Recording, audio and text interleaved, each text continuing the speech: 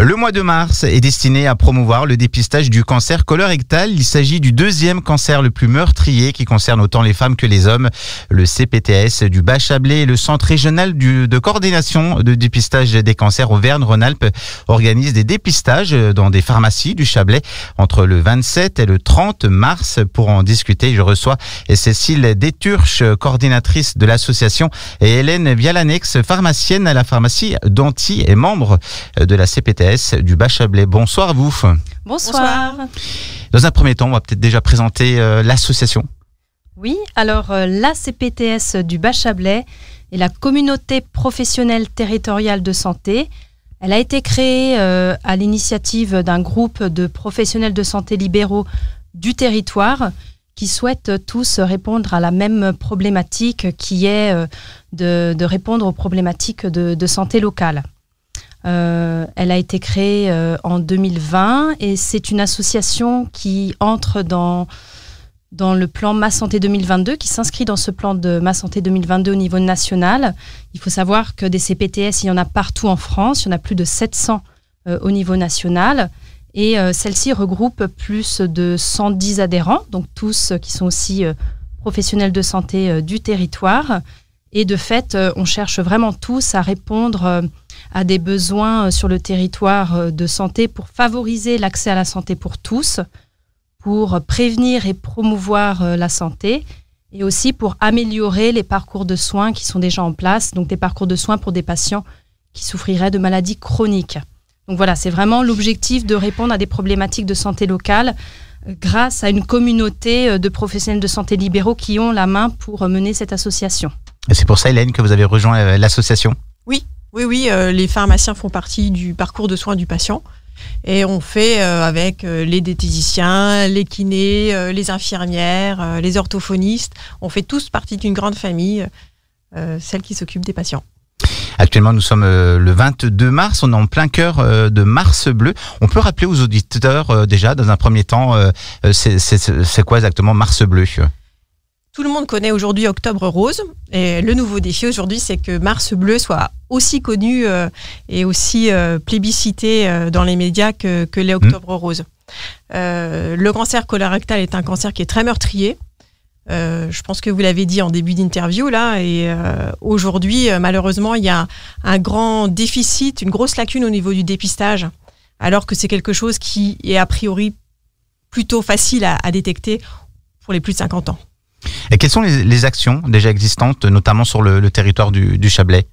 Alors, les actions déjà existantes que l'on a menées à bien, nous avons lancé ce que l'on appelle des soins non programmés depuis janvier 2022, donc depuis plus d'un an, c'est-à-dire beaucoup de médecins généralistes du Bas-Chablais se sont rassemblés pour proposer à la population des réponses médicales à des besoins rapides, des personnes qui ont besoin d'un avis médical rapide et qui n'ont pas de réponse dans l'immédiat peuvent appeler un numéro de téléphone et ils auront un rendez-vous avec un médecin du coin dans la journée.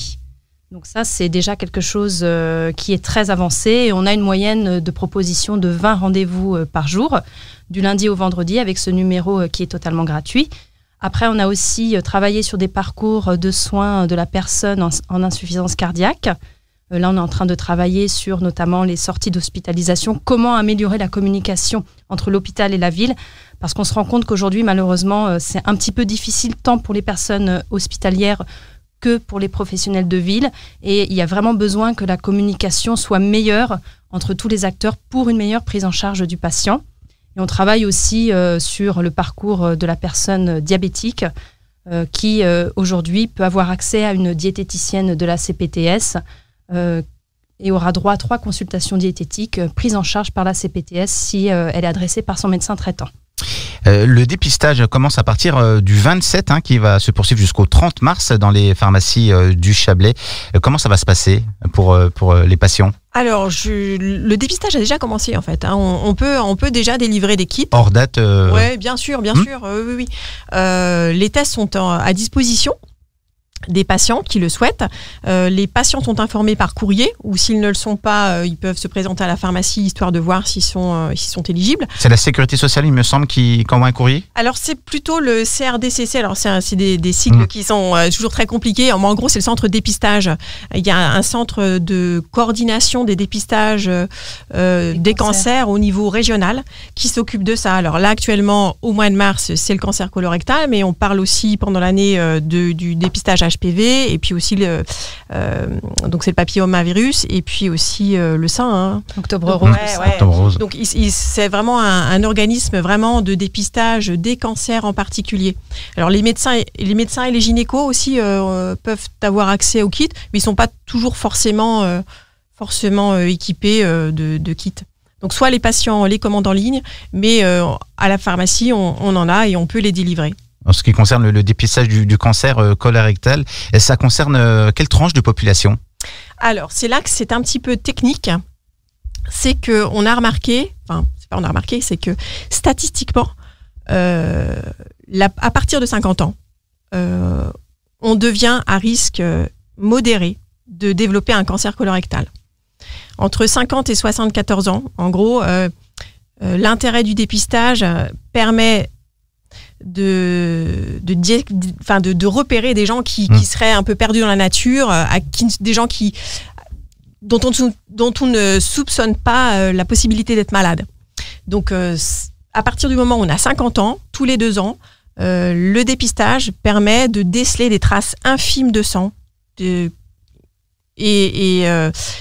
ça permet après d'investiguer plus lourdement les recherches pour être sûr qu'on ne passe pas à côté de quelque chose. On pourrait dire que le dépistage sauve des vies, notamment. Oui, complètement. En fait, détecter tôt, le cancer colorectal est très meurtrier, mais il présente un avantage, c'est qu'il se développe très lentement. Ce qui fait qu'on peut le diagnostiquer rapidement, en phase précancéreuse, et diagnostiquer rapidement, on peut gagner effectivement des années de vie et éviter des traitements très lourds et compliqués. Justement, comme on peut... le dépistage, c'est vraiment la solution que ça se propage? Oui, tout à fait. Et en plus, on s'est rendu compte que depuis la crise sanitaire, les chiffres de dépistage ont nettement diminué. Donc c'est pour ça que la France a dédié le mois de mars à la sensibilisation de la population au dépistage du cancer colorectal et que l'on mène cette campagne donc grâce à la CPTS mais aussi au CRCDC, au Centre régional de dépistage des cancers d'Auvergne-Rhône-Alpes et qu'on essaie d'informer massivement la population, donc surtout ciblée entre 50 et 74 ans, qu'elle peut se faire dépister en parlant à son médecin traitant ou en se rendant dans l'une des pharmacies qui est formée à la remise du kit du dépistage. Parce qu'il y a toute une formation des pharmaciens quand même en amont qui est assez importante pour bien sensibiliser la population, bien leur expliquer les tenants, les aboutissants de ce dépistage. Donc il faut sensibiliser la population pour améliorer ces chiffres de plus de 43 000 Français touchés, autant les hommes que les femmes. Et c'est quand même le 2e cancer le plus meurtrier en France. Donc c'est pour ça qu'il est vraiment nécessaire, comme le disait Hélène, de se faire dépister le plus tôt possible et la prise en charge sera meilleure. Ça prend combien de temps sans se rendre à la pharmacie comme ça pour... Non, c'est très rapide en fait. C'est vraiment... c'est pas qu'il y a rien de plus simple. Alors c'est toujours un petit peu rebutant parce qu'on dit bon, là, un cancer, allez, faire un prélèvement de sel, c'est peut-être pas naturel, mais il faudrait vraiment dédramatiser la chose parce que il suffit de faire un petit prélèvement de sel en début de semaine. Alors avant, il faut être sûr qu'on soit bien éligible. Je l'ai expliqué tout à l'heure. Entre 50 et 74 ans, on passe une certaine tranche d'âge où là, maintenant, il faut prendre soin de sa santé. On est à risque. Même à partir de 50 ans, c'est jeune finalement. Quand même. Oui, c'est jeune. Mais comme ça se développe lentement. Justement, il faut quand même agir le plus rapidement possible. Il faut répondre à des critères d'éligibilité. Alors ça, ce sera rempli. Il faut vraiment remplir de manière sincère le questionnaire qui est au dos de la lettre que vous recevez de par le CRDCC là. Sinon, nous, on peut vous aider à le remplir et il faut vraiment s'engager faut pas avoir peur de nous dire si vous avez des problèmes de transit, de constipation, diarrhée, etc., des problèmes de douleur abdominale. Pourquoi c'est important d'être sincère? C'est que si on cache coche la mauvaise coche, ça veut dire que vous n'êtes pas à risque modéré, mais que le risque il peut être plus élevé. Donc là, dans ces cas-là, vous n'êtes pas éligible. Ce qui veut dire que là, les choses sont quand même à prendre de manière plus sérieuse après 50 ans. Il faut voir votre médecin traitant ou voir un gastro en fonction de vos antécédents familiaux. Et là, il faut faire une coloscopie. La coloscopie reste plus contraignant. Hein. Ouais, c'est plus contraignant, mais c'est plus précis que là le prélèvement de sel qu'il suffit de faire dans les toilettes. Hein. Donc c'est tout simple. Hein. On va être un petit peu trivial. Il suffit de gratter sa crotte et en gros ça vous évite de tomber, d'avoir beaucoup de gros tracas. Donc il suffit de faire un petit prélèvement que vous allez envoyer par voie postale en début de semaine, de manière à ce qu'elle puisse être analysée dans la semaine. Donc ça, c'est un petit détail, mais c'est hyper important parce que le courrier qui part, il faut qu'il arrive en temps et en heure pour être analysé correctement.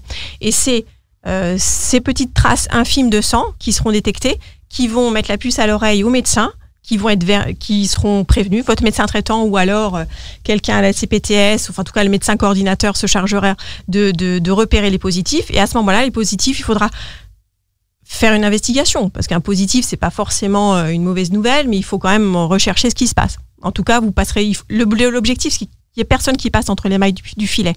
Actuellement, on a 35-36% de taux de dépistage.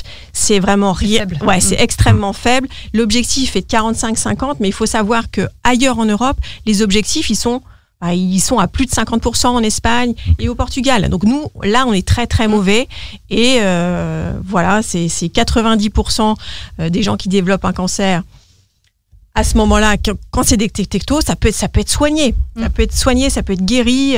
Justement, Cécile, vous êtes médecin dans votre cabinet, vous avez... Non, je ne suis pas médecin. Non, je suis diététicien, moi. Ouais. Même chose, ok, très bien. Il y a quand même des gens qui sont touchés sur le Chablais. Vous avez des retours, notamment, de ce genre de cancer ?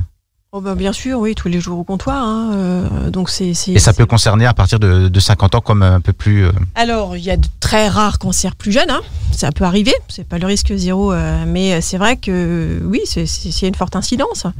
Oui, on a tous des patients atteints de pathologies. Alors ça peut parfois être amené, on peut avoir des poches colorectales. La poche, elle peut être placée de manière temporaire ou définitive. C'est des traitements qui sont très lourds, parce que ça veut dire chimiothérapie, ça veut dire chirurgie, radiothérapie. C'est un peu le parcours du combattant. Donc là, l'enjeu est important. Et c'est tellement simple d'éviter les gros soucis. Pour les auditeurs, on retrouve bien sûr la liste complète des pharmacies dans le Chablais. On peut pas tous les dire, mais il y en a une bonne dizaine. On est nombreux à délivrer les kits de dépistage.